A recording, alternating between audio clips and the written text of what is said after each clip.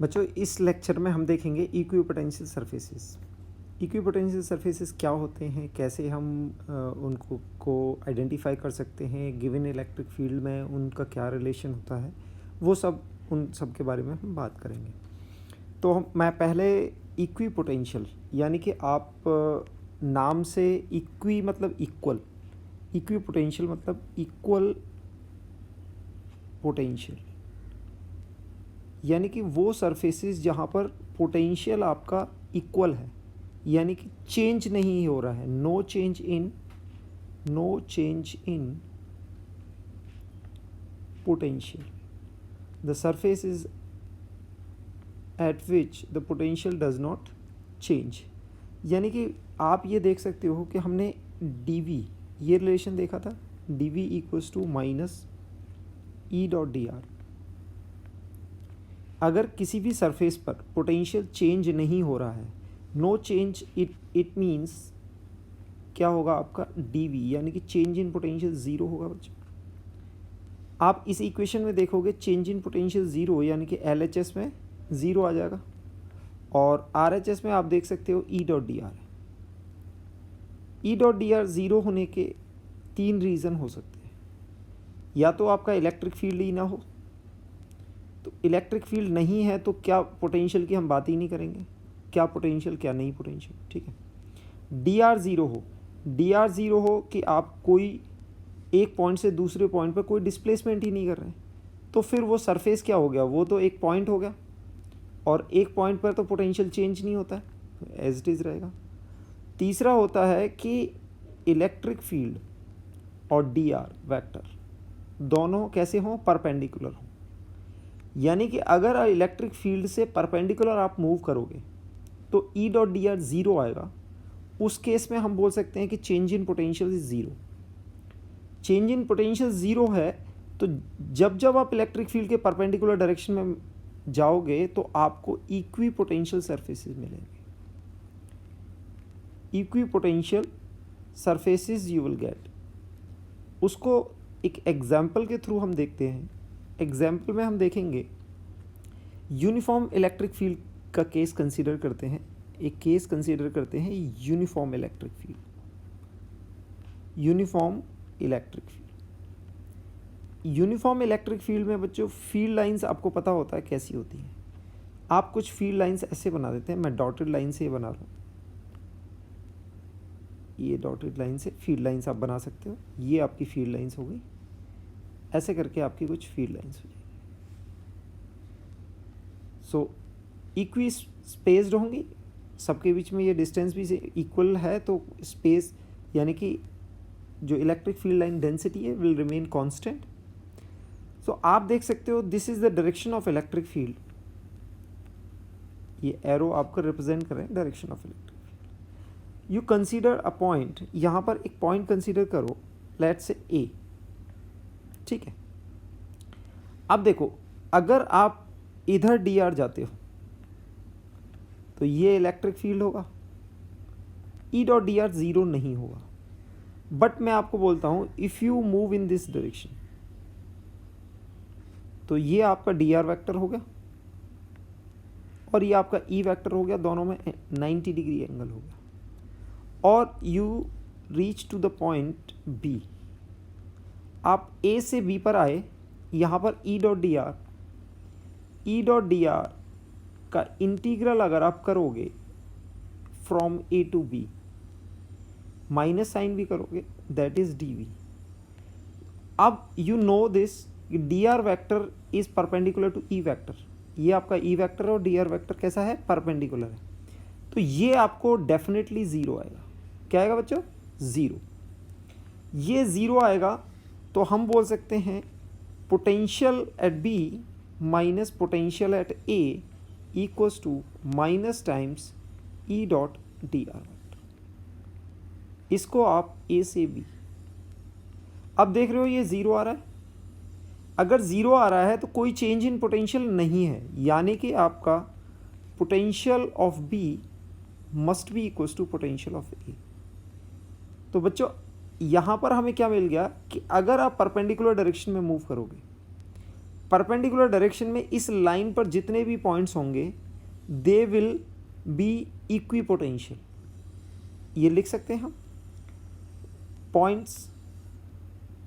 Points on the line which is perpendicular, इसको हम perpendicular लिख देते हैं, perpendicular to electric field will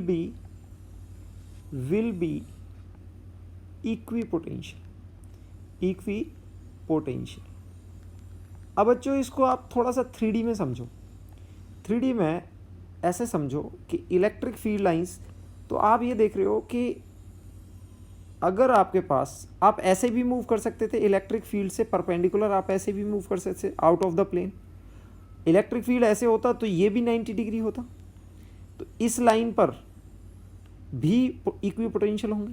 तो इलेक्ट्रिक फील्ड से परपेंडिकुलर, एक तो सपोज करो इलेक्ट्रिक फील्ड आपका एक्स एक्सिस के अलोंग है, तो वाई एक्सिस भी परपेंडिकुलर होगी और जेड एक्सिस भी परपेंडिकुलर होगी। तो आपका ये वाई और जेड ये एक प्लेन बन जाएगा। इस प्लेन में पोटेंशियल चेंज नहीं होगा। आप एक पॉइंट से कहीं पर भी मूव करो, जैसे मैं आपको थोड़ा सा फिगर से एक्सप्लेन कर देते हैं। Let's say this is your X axis, okay, and this is your Y axis, okay, and this is your Z axis. Z axis को भी आप पूरा बना सकते हैं। ये जेड एक्सिस, ये पॉजिटिव जेड, ये negative Z, positive Y, negative Y. This is your electric field, the direction of electric field. आप देख रहे हो कि इलेक्ट्रिक फील्ड का डायरेक्शन अलोंग एक्स एक्सिस है। सो इफ यू मूव, आप किसी भी पॉइंट पर, ये ओरिजिन कंसीडर कर लो आप, if you go along Y axis, if you go along Z axis, so that direction will be perpendicular. यानी कि आप जेड एक्सिस के अलोंग मूव करेंगे तब भी आप इलेक्ट्रिक फील्ड के परपेंडिकुलर जा रहे हैं। आप एक्स एक्सिस के वाई एक्सिस के अलोंग मूव करेंगे तब भी आप इलेक्ट्रिक फील्ड के परपेंडिकुलर जा रहे हैं। तो जब आपका D R vector perpendicular to E vector है, तब पोटेंशियल डी वी ज़ीरो होगा, यानी कि इट इम्प्लाइज इक्विपोटेंशियल होंगे, इक्विपोटेंशियल पॉइंट्स होंगे, इक्विपोटेंशियल पॉइंट्स। और इक्विपोटेंशियल पॉइंट्स को अगर ज्वाइन कर दें, you will get equipotential surface. उसी को बोलते हैं बच्चों इक्विपोटेंशियल सरफेसेस। ठीक है। सो आपने ये ध्यान रखना है कि D R vector must be perpendicular to E vector. This implies equipotential points, equipotential points. और if you join all equipotential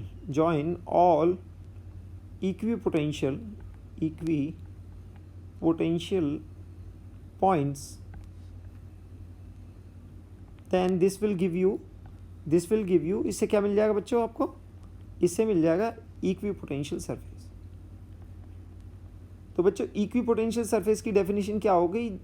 ये उस सरफेस में सारे पॉइंट्स पर पोटेंशियल चेंज नहीं होगा। तो आप यहाँ देख सकते हैं कि जो y और z है, यानी कि आपका ये z एक्सिस हो गया और ये y z प्लेन, यानी कि ये प्लेन कौन सा हो गया? This is your y z plane. इस प्लेन में अगर आप बात करो, इस पूरे प्लेन में अगर बात करो, तो इस प्लेन में आप किसी भी पॉइंट से किसी भी पॉइंट पर मूव कर सकते हैं। लेट्स से दिस, ये आपका ए पॉइंट हो गया, ये बी पॉइंट हो गया। तो आप देख सकते हो इलेक्ट्रिक फील्ड कहाँ होगा? एक्स एक्सिस के अलोंग। ठीक है। तो आप एक्स एक्सिस के अलोंग से तो ऑलवेज परपेंडिकुलर, ये वाई जेड प्लेन में कोई भी दो पॉइंट हमेशा परपेंडिकुलर होंगे। So Y Z, in this case Y Z plane will be your equipotential surface. अब बच्चों ये सब बातें हमने यूनिफॉर्म इलेक्ट्रिक फील्ड के लिए की। अगर हमारा इलेक्ट्रिक फील्ड डिफरेंट है, यूनिफॉर्म नहीं है, तो एक और एग्जांपल देखते हैं। जैसे electric field due two point charge.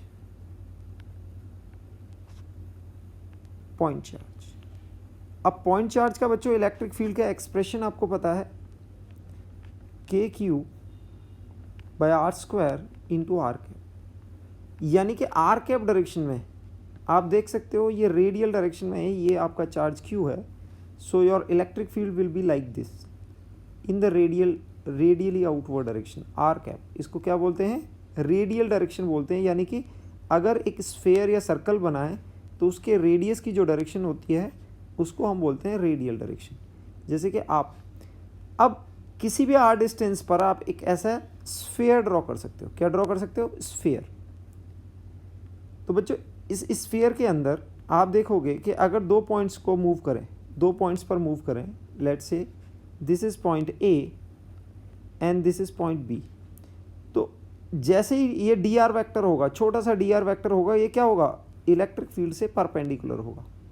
तो यहाँ पर जो भी सरफेस है रेडियल वेक्टर से हमेशा टेंजेंशियल या परपेंडिकुलर होगी। So D R vector on the surface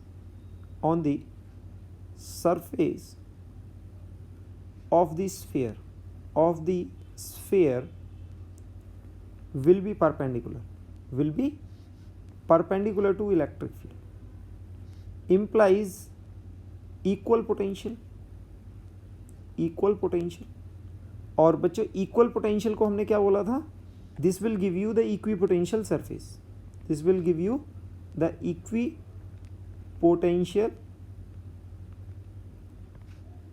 surface, यानी कि जो स्फीयर का सरफेस है उस पर अगर आप मूव करोगे, सर्कल तो है लेकिन आप 3D में मूव कर सकते हो, इस पर अगर मूव करोगे तो आपके पोटेंशियल में कोई चेंज नहीं आएगा। This will give you the equipotential surface. तो बच्चों इस तरह से हम यूनिफॉर्म इलेक्ट्रिक फील्ड में भी देख लिया इक्विपोटेंशियल सरफेसेस, और हमने पॉइंट चार्ज के लिए भी देख लिया। तो यहाँ पर इक्विपोटेंशियल सरफेस कैसा आएगा? स्फेरिकल आएगा। This will be spherical surface will be the equipotential surface। इस पार्ट में हम देखते हैं potential due to infinite wire, यानी कि आपको एक इनफाइनाइट वायर दिया हुआ है और उसकी जो charge density, linear charge density है लैम्डा, पॉजिटिव चार्ज कंसीडर करेंगे हम। पहले हम देखेंगे कि यह इसका इलेक्ट्रिक फील्ड क्या होता है। तो आपको बच्चों ये रिलेशन हमेशा याद रखना है कि E dot D R basic, this is the relation. Okay, so अगर आपने किसी भी पॉइंट पर, let's say this point is A at a distance R1 distance पर है वायर से, और आपके पास एक पॉइंट है B which is at a distance of R2।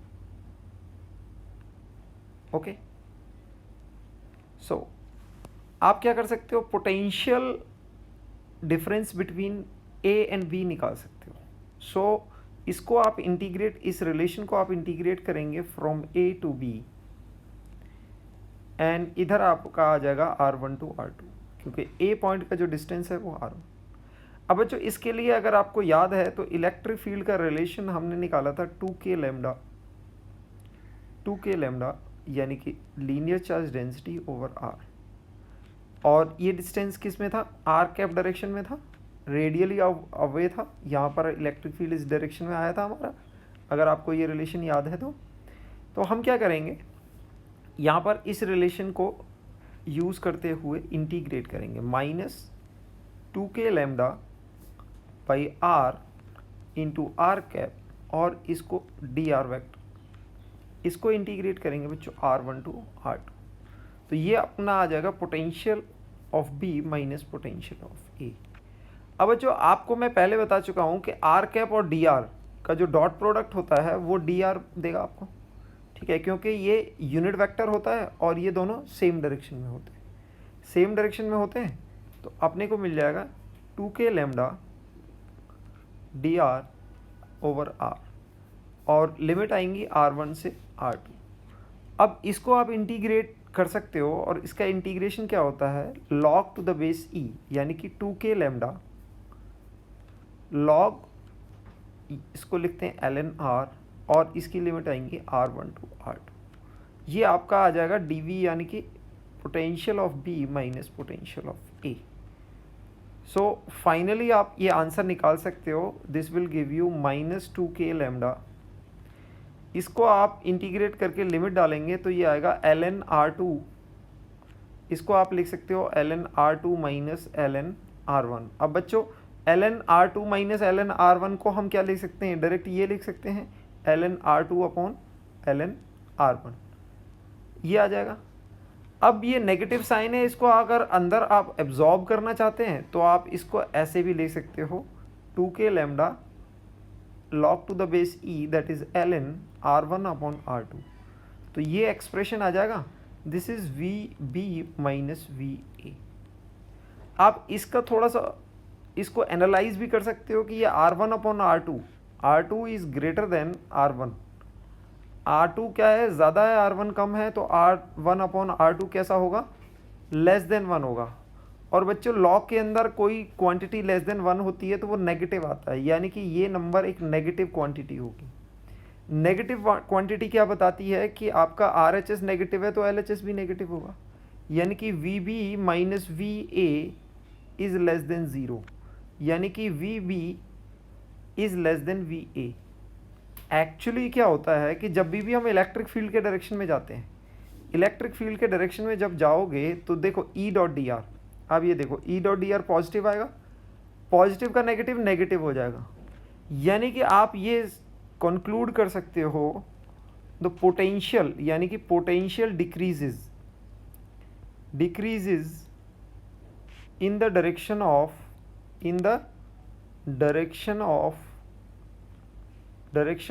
Electric field. और दूसरा क्या कंक्लूड कर सकते हो, potential increases in the direction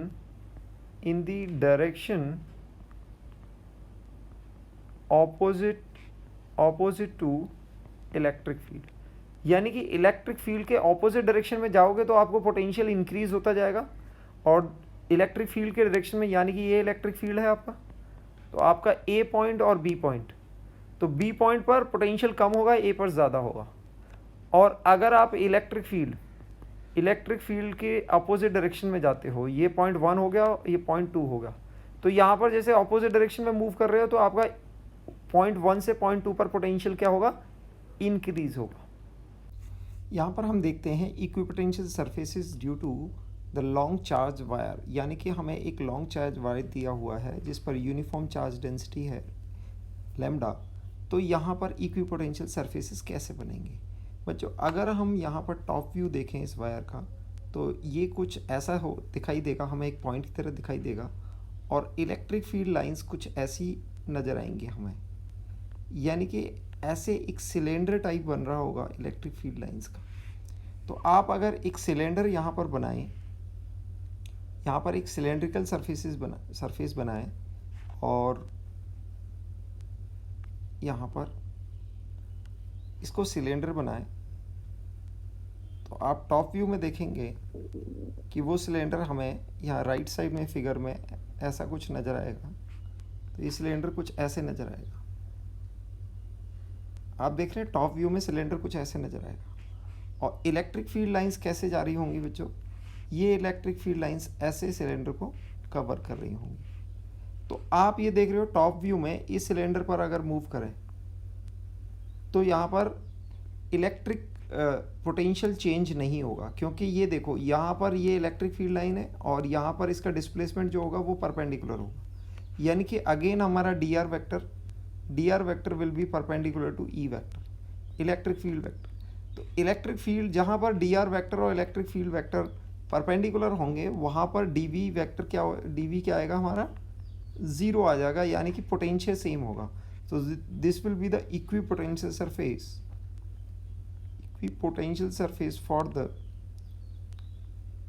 for long charged wire।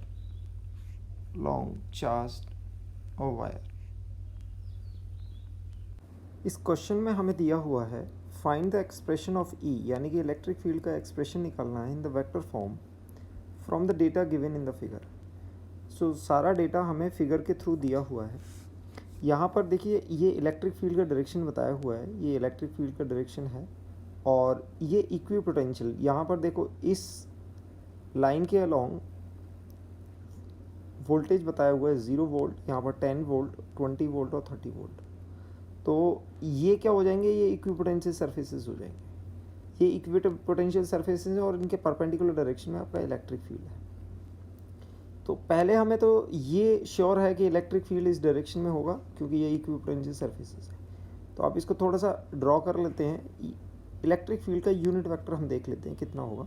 Unit vector, अब इसमें इंफॉर्मेशन दे रखी है कि this is 10 centimetre and this is 60 degree. तो बच्चों ये पूरा 90 डिग्री है तो ये 30 डिग्री हो जाएगा। तो हम देख सकते हैं कि इलेक्ट्रिक फील्ड का डायरेक्शन एक्स एक्सिस से डाउनवर्ड डायरेक्शन में 30 डिग्री होगा। ठीक है। So unit vector, electric field का जो यूनिट वेक्टर है आप निकाल सकते हो, ये cos 30 में cos 30 आई कैप और यहाँ पर sin 30 इंटू माइनस जे कैप आएगा। माइनस जे कैप में sin 30 इंटू माइनस जे कैप। बच्चों ये इलेक्ट्रिक फील्ड का यूनिट वेक्टर हो गया। अब क्वेश्चन आता है कि हमने इलेक्ट्रिक फील्ड का मैग्नीट्यूड कैसे निकालना है। इलेक्ट्रिक फील्ड के मैग्नीट्यूड को कैसे निकालेंगे,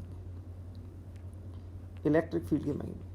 अब अपने को dv दे रखा है, dv की वैल्यू हम बोल सकते हैं minus E dot D are. ठीक है। सो बच्चों आपको डी आर वैक्टर, यानी कि ये डी आर वैक्टर हो गया। डी आर वैक्टर दे रखा है 10 सेंटीमीटर और इलेक्ट्रिक फील्ड और डी आर वैक्टर के बीच में एंगल है 30 डिग्री। ठीक है। सो आपको dv पता है, डी आर पता है, एंगल पता है, आप इसको कर सकते हैं। आप इसको मैग्नीट्यूड वाइज देखें। सो dv इज़ 10 वोल्ट, हालांकि रिड्यूस हो रहा है, आर की डायरेक्शन में रिड्यूस हो रहा है, तो आप इसको माइनस 10 वोल्ट लिख सकते हैं। Minus magnitude of E, D R vector आपका कितना हो जाएगा 10 सेंटीमीटर, 10 सेंटीमीटर और cos 30, यानी कि एंगल कितना हो गया cos 30। डी आर वैक्टर की वैल्यू हो गई 10 सेंटीमीटर, ई को हम एज इट इज़ ई लिख देंगे और यहाँ पर इन दोनों के बीच में एंगल हो जाएगा 30 डिग्री। तो यहाँ से हम आगे क्या आपका ये माइनस से माइनस कैंसिल हो जाएगा, तो 10 वोल्ट और इसकी वैल्यू हो जाएगी ई इंटू 10 सेंटीमीटर, हम 0.1 मीटर लिख सकते हैं इसको, और cos 30 को आप √3/2 लिख सकते हैं। इसको सॉल्व करने पर बच्चों आपको क्या मिलेगा, this is 20 over √3 over 0.1 equals to E. और ये इसकी यूनिट किस में आएगी, इसकी यूनिट आएगी वोल्ट पर मीटर। इसको और सिंप्लीफाई करके इस एक्सप्रेशन को आप लिखना चाहते हैं तो इलेक्ट्रिक फील्ड का जो मैग्नीट्यूड होएगा, दिस इज़ 200/√3 और यू कैन से 200√3/3 वोल्ट पर मीटर। ये एक्सप्रेशन आएगा, ये मैग्नीट्यूड आ गया। तो नेट हमारा इलेक्ट्रिक फील्ड क्या आएगा, इलेक्ट्रिक फील्ड का मैग्नीट्यूड इंटू ई कैप। इलेक्ट्रिक फील्ड का मैग्नीट्यूड कितना है 200√3/3 और डायरेक्शन वेक्टर आप cos 30 देख सकते हो √3/2 इंटू आई कैप माइनस 1/2 इंटू जे कैप। आप इसको मल्टीप्लाई करके सिंप्लीफाई भी कर सकते हो, अदरवाइज़ ये पूरा यूनिट, ये पूरा वेक्टर एक्सप्रेस करता है। तो ये हमें पोटेंशियल, यानी कि पोटेंशियल की इंफॉर्मेशन दे रखी थी यहाँ पर इस फिगर में। इस फिगर से हमने यहाँ पर इलेक्ट्रिक फील्ड का एक्सप्रेशन। नेक्स्ट क्वेश्चन देखते हैं। क्वेश्चन में पूछा हुआ है, graph shows the variation of potential versus distance, calculate the electric field at various point, also plot electric field versus distance graph. यानी कि हमें ग्राफ दिया हुआ है जिसके वाई एक्सिस पर हमें वोल्टेज दिया हुआ है, एक्स एक्सिस पर डिस्टेंस दिया हुआ है, और ये मीटर में और ये वोल्ट्स में। सो हमने इससे क्या डिड्यूस करना है, हमने इलेक्ट्रिक फील्ड निकालना है। तो बच्चों इलेक्ट्रिक फील्ड और पोटेंशियल का हम रिलेशन याद करेंगे। हमें एक इलेक्ट्रिक फील्ड रिलेशन दिया था dv/dr। तो यानी कि ये क्या होगा बच्चों, minus times slope of V R curve. V और आर का जो ग्राफ होगा उसका स्लोप जो देगा वो हमें उसका माइनस टाइम्स इलेक्ट्रिक फील्ड देगा। यानी कि आप देख सकते हैं 0 to 2 में, 0 to 2 में आपका स्लोप क्या आएगा, ये आप अगर देखोगे तो इस लाइन का स्लोप 1 है। तो इलेक्ट्रिक फील्ड अगर मैं बोलूँ आर इक्वल्स टू 0 से 2 तक, आर इक्वल्स टू 0 से 2 तक आपका इलेक्ट्रिक फील्ड क्या आएगा, माइनस टाइम्स स्लोप, और स्लोप की वैल्यू क्या है 1। तो ये कितना आ जाएगा, वोल्ट पर मीटर। ये इलेक्ट्रिक फील्ड का यूनिट हम लिख सकते हैं। दूसरा, अगर हम देखें 2 to 4, यहाँ पर आप देख सकते हैं 2 to 4 पर स्लोप 0 है। तो 2 to 4 पर स्लोप 0 होगा तो आर फ्रॉम 0 to 2 to 4 यानी कि ग्रेटर देन 2 और 4। तो इलेक्ट्रिक फील्ड हम बोल सकते हैं यहाँ पर स्लोप 0 है तो इलेक्ट्रिक फील्ड 0 होगा। इसके बाद हम बी पर देख सकते हैं, बी 4 to 6 यानी कि 4 to 6 में आर इक्वल्स टू आर 4 से हम 4 to 6 में अगर बात करें तो यहाँ पर स्लोप बच्चों, यहाँ पर आप देखेंगे यहाँ पर इसकी स्लोप -1 है। तो हम बोलेंगे -1 वोल्ट पर मीटर, यानी कि इलेक्ट्रिक फील्ड यहाँ पर आ जाएगा 1 वोल्ट पर मीटर। अब इसका कर्व बनाना बहुत ही ईजी है बच्चों। डिसकंटिन्यूअस कर्व आएगा, उसका कैसे करेंगे, आप बस ये पॉइंट प्लॉट कर दें। ये एक्स एक्सिस पर डिस्टेंस हो जाएगा, वाई एक्सिस पर आपका इलेक्ट्रिक फील्ड हो जाएगा, और इसकी यूनिट आपने लिखनी है वोल्ट पर मीटर। तो आप देखेंगे 0 to 2 में, तो आप यहाँ मार्क बना लेंगे, 2 का मार्क बना लेंगे, 0 हो गया और 4 हो गया और 6 हो गया। तो बच्चों यहाँ पर इलेक्ट्रिक फील्ड आपका 1 आएगा, 0 to 2 में आपका इलेक्ट्रिक फील्ड 1 आएगा, और 2 to 4 में 0 आएगा, और सॉरी ये 0 to 2 में यानी कि आपको यहाँ पर -1 बनाना होगा। यहाँ पर देखो ये -1 होगा, और 0 to 4 में 0 होगा, और 4 to 6 में +1 होगा। तो यहाँ पर इसको आप मार्क कर सकते हो, this is 1, this is 0 and this is -1। आप इसको कनेक्ट कर सकते हैं, ये आप देख सकते हैं। तो यहाँ पर इलेक्ट्रिक फील्ड क्या आया, 0 to 2 में आपका -1 आ गया, 2 to 4 में 0 आ गया, और 4 to 6 में 1 आ गया। आगे हम देखते हैं potential due to uniformly charge shell, यानी कि यूनिफॉर्मली चार्ज शेल है और अज्यूम कर लेते हैं कि इसके ऊपर टोटल चार्ज Q है, तो इसकी वजह से डिफरेंट पॉइंट्स पर कितना पोटेंशियल होगा। तो जैसा अपने को पता है, if R is greater than the radius of the shell, यानी कि पहली केस हम बना देते हैं कि आपका जो भी पॉइंट लाई कर रहा है that is the outside of the shell, यानी कि आउटसाइड पॉइंट पर हमने पोटेंशियल निकालना है। तो इसका electric field is just like a point charge KQ/R² into R cap we can write. So potential can be written as KQ/R, just like same as point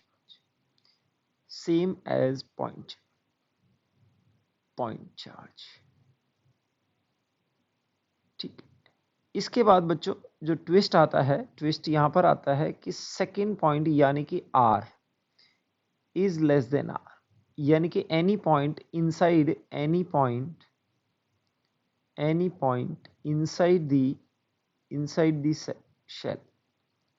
the shell, यानी कि कोई भी अगर आप पॉइंट कंसीडर करें shell के अंदर, ये दूसरा केस हो गया, शेल के अंदर कोई भी पॉइंट कंसीडर करें, तो यहाँ पर बच्चों पोटेंशियल कितना होगा, let's say this point P। Okay, so आपको पता है बच्चों कि electric field inside the shell is 0.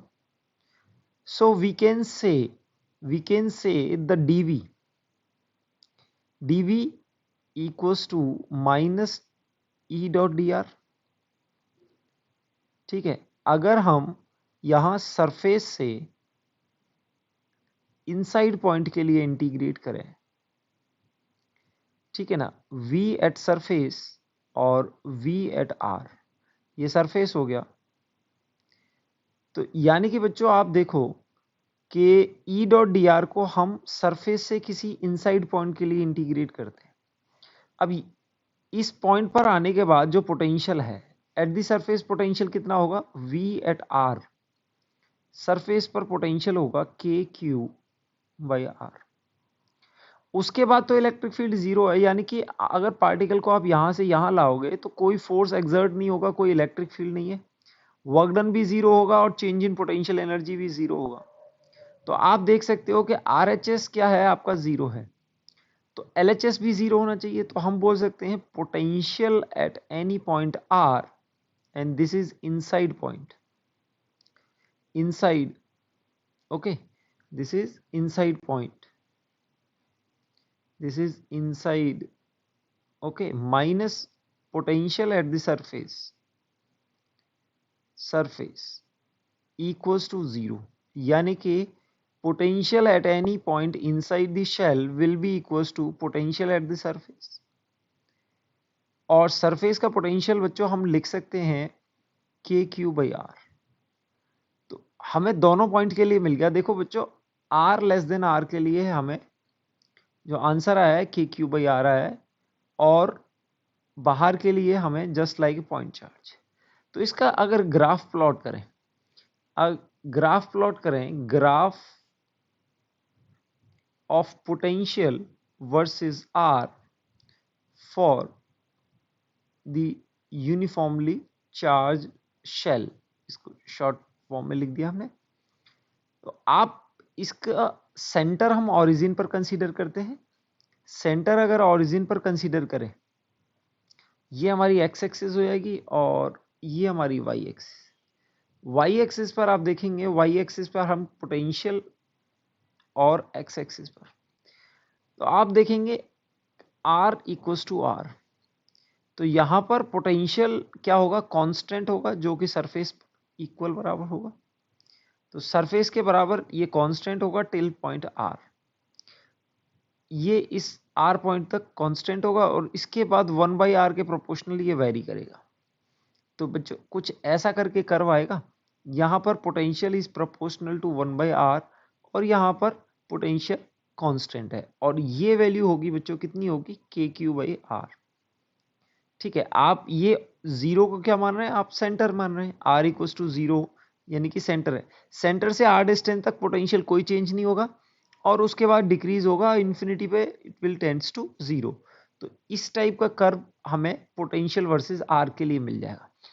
Next हम देखते हैं potential due to uniformly charge sphere, यानी कि ये पूरा स्फीयर है और यूनिफॉर्मली चार्ज स्प्रेड है, इस पर डिस्ट्रीब्यूटेड है, तो उसमें पोटेंशियल हम किसी भी पॉइंट पर कैसे निकालेंगे. सो अगेन हम फर्स्ट केस कंसीडर करेंगे, केस 1. केस 1 में हम कोई भी पॉइंट आउटसाइड दी स्फीयर लेंगे. यहाँ पर हमें स्फीयर का रेडियस कैपिटल R मान लेते हैं, कैपिटल R, और टोटल चार्ज Q मान लेते हैं स्फीयर के ऊपर. और फर्स्ट वाले केस में हम कंसीडर कर रहे हैं any point outside the sphere, this is at a distance R. यहाँ पर पॉइंट Q मान लेते हैं, कोई भी पॉइंट Q है, सॉरी इस पॉइंट को आप Q मानेंगे, कंफ्यूज हो जाएंगे आप, ठीक है ना. पॉइंट A मान लेते हैं, ठीक है. सो इलेक्ट्रिक फील्ड का expression just like point charge होता है, तो इलेक्ट्रिक फील्ड का एक्सप्रेशन क्या जाएगा, K Q by R square into R K. इसको इंटीग्रेट करके हमने सेम पॉइंट चार्ज के लिए जो निकाला था potential at any point R, के क्यू बाई आर आ जाएगा. तो ये पार्ट इजी होता है क्योंकि ये शेल का, पॉइंट चार्ज का और सॉलिड स्फीयर का तीनों का सेम रहता है. तो पोटेंशियल एट एनी R, या आप इसको इस टाइप से भी लिख सकते हैं, potential at any point R will be के Q is the charge of sphere and R. Second case हम कंसिडर करते हैं, सेकेंड केस में कंसिडर करेंगे any point inside r is less than r, any point inside, यानी कि आपको एक इनसाइड वाला पॉइंट कंसिडर करना है। उसके लिए एक छोटा सा हम स्फीयर ड्रॉ कर लेते हैं और यहाँ पर इसका रेडियस हो जाएगा स्मॉल r। अब बच्चों इसको कंसिडर करने के लिए हमें पहले electric field at any point inside the sphere देखना होगा। अगर आप रिकॉल करें तो इलेक्ट्रिक फील्ड का एक्सप्रेशन हमारा K Q by R square, R Q ऐसा कुछ आया था अगर आप रिकॉल करें तो, क्योंकि हमने क्या किया था कि के क्यू बाई आर स्क्वायर ऐसा किया था और क्यू प्राइम की वैल्यू कितनी आई थी, क्यू प्राइम की वैल्यू आई थी Q over R Q into R Q. ये एक्सप्रेशन, अब क्यू प्राइम को आप यहाँ पर रिप्लेस कर देंगे तो आपको ये एक्सप्रेशन मिल जाएगा, electric field at any point R. ये आप पिछली वीडियो देख सकते हैं अगर आपको ये नहीं पता है तो ये एक्सप्रेशन हमने डराइव किया था। It is any point inside the solid charge sphere, inside point पर हम बात कर रहे हैं। अब बच्चों यहाँ पर ट्रिकी पार्ट क्या रहेगा, हमने जो dv निकालना है, यानी कि हम ये जो बेसिक हमने एक्सप्रेशन डिफाइन किया था E डॉट डी आर का इंटीग्रल, ओके, हम यहाँ पर सरफेस का हमें पता चल जाएगा, electric field eight the surface भी हम निकाल सकते हैं और ये हम इसको सरफेस से किसी भी पॉइंट आर तक इंटीग्रेट करेंगे। और पोटेंशियल भी क्या होगा, पोटेंशियल एट सरफेस यानी कि potential at capital R and potential at small R. तो आप बच्चों देखोगे कि LHS में हमें क्या मिल जाएगा, potential at any point R minus potential at the surface यानी कि potential at capital R equals to minus times E को वेक्टर फॉर्म में आप क्या लिख सकते हैं, K Q R over R cube into R cap dot D R. Integrate करेंगे from capital R to small R. अब क्योंकि सरफेस पर आर की वैल्यू क्या होगी, कैपिटल आर। अब इस एक्सप्रेशन को अगर आप देखोगे, यहाँ डिनोमिनेटर में आर क्यूब आएगा, तो इस एक्सप्रेशन को आप देखोगे ये के क्यू बाय आर क्यूब और यहाँ पर जो एक्सप्रेशन आएगा वो क्या आ जाएगा, R D R. R D R को इंटीग्रेट करोगे आप कैपिटल आर से स्मॉल आर तक। तो बच्चों यहाँ पर आपको मिलेगा K Q by R cube, R D R को इंटीग्रेट करेंगे तो आपको आर स्क्वायर बाई 2 आएगा और इसमें आर स्क्वायर बाई 2, जहाँ पर लिमिट रहेंगी आर टू स्मॉल आर। तो ये आपको एक्सप्रेशन मिलेगा minus K Q by R cube, in fact 2 आएगा और ये आ जाएगा R square minus capital R square. ये आगे नेगेटिव साइन है, ये ध्यान रखना है। ये अब हमारा पोटेंशियल नहीं आया है। आप LHS में देखेंगे तो LHS में हमारा एक्सप्रेशन क्या है, potential at R minus potential at the surface यानी कि कैपिटल आर। तो हमारा पोटेंशियल एट आर क्या आएगा, minus K Q R square small R square minus capital R square और डिनोमिनेटर में आएगा 2r क्यूब। इसको RHS में ले जाएंगे तो ये plus potential of the surface यानी कि पोटेंशियल एट कैपिटल आर। अब बच्चों अगर हम पॉइंट चार्ज की तरफ देखें तो पोटेंशियल एट सरफेस क्या होगा, just like point charge K Q by R हो जाएगा। ये इसको हम यूज करते हुए पोटेंशियल एट आर अगर कैलकुलेट करेंगे तो इसको आप लिख सकते हो minus K Q over 2r cube R square minus R square और यहाँ पर पोटेंशियल यानी कि के क्यू बाय आर। आप देख सकते हो यहाँ के क्यू कॉमन आ जाएगा, बट डिनोमिनेटर को इक्वल करने के लिए आपको यहाँ 2r स्क्वायर से मल्टीप्लाई करना होगा। तो यहाँ पर भी 2r स्क्वायर हो जाएगा बच्चों। तो ये टोटल कितना हो जाएगा, 2r क्यूब और ये भी 2r³ और k³। तो आप ये देखेंगे k³/2r³ कॉमन आ जाएगा। तो आप इसमें यू विल फाइंड दैट ये आ जाएगा k³/2r³, माइनस साइन को अंदर एब्जॉर्ब करोगे तो आपके पास आ जाएगा r² - r², और ये वाला टर्म विल चेंज टू दूसरा टर्म 2r³ इंटू 2r²। ये r² से मल्टीप्लाई कर दिया है ऊपर नीचे। अब क्या करेंगे, k³/r² को आप पूरा कॉमन ले लेंगे, सॉरी r³ होना चाहिए, k³/2r³ को आप पूरा कॉमन ले लेंगे। अब इसको आप देखेंगे तो ये आएगा 3r² - r²। ये एक्सप्रेशन बनता है आपका finally potential at r। So बच्चों, इस एक्सप्रेशन के अकॉर्डिंग अगर हम potential at r equals to 0 पर देखें, तो potential at r equals to 0 पर तो स्मॉल r की वैल्यू आप 0 रख देंगे, तो आपको ये कितनी मिलेगी, k³/3r²/2r, तो ये मिल जाएगा आपको 3/2 ऑफ r। यानी कि अगर आप इसको देखें तो दिस इज 3/2 इंटू k³/r, और k³/r को हम लिख सकते हैं पोटेंशियल एट द सरफेस, यानी कि this is 3/2 times of potential at r, यानी कि सरफेस के पोटेंशियल से इनसाइड का, यानी कि सेंटर का potential, potential at the centre, at the centre the potential is 3/2, यानी कि 1.5 टाइम्स ऑफ द सरफेस। अब इसका आप ग्राफ अगर प्लॉट करें तो ग्राफ पोटेंशियल वर्सेस पोटेंशियल, यानी कि V वर्सेस R का ग्राफ फॉर सॉलिड स्फीयर और सॉलिड यूनिफॉर्मली चार्ज्ड, यूनिफॉर्मली आप इसको लिख सकते हैं for uniformly charge, uniformly charge sphere के लिए आप ग्राफ देखें तो आप पहले इनका एक्सप्रेशन लिख लेंगे। Case 1 r is greater than r के लिए आपका जो एक्सप्रेशन आया है वो potential at r is given as k³/r, और सेकंड में r लेस देन r के लिए जो एक्सप्रेशन आया है potential at r is given as k³/2r³। बच्चों इस एक्सप्रेशन को याद रखें तो ज़्यादा अच्छा होगा, यहाँ 3r² - r²। ठीक है, नीट में ये नहीं पूछा जाता है, लेकिन जेई में दिस कैन बी आस्क्ड, मतलब इतना जेई के बच्चे को आना चाहिए। तो यहाँ पर अगर आप प्लॉट करें, एक्स एक्सिस पर अगेन हम डिस्टेंस लेंगे, एक्स एक्सिस पर हम डिस्टेंस को प्लॉट करेंगे, और वाई एक्सिस पर हम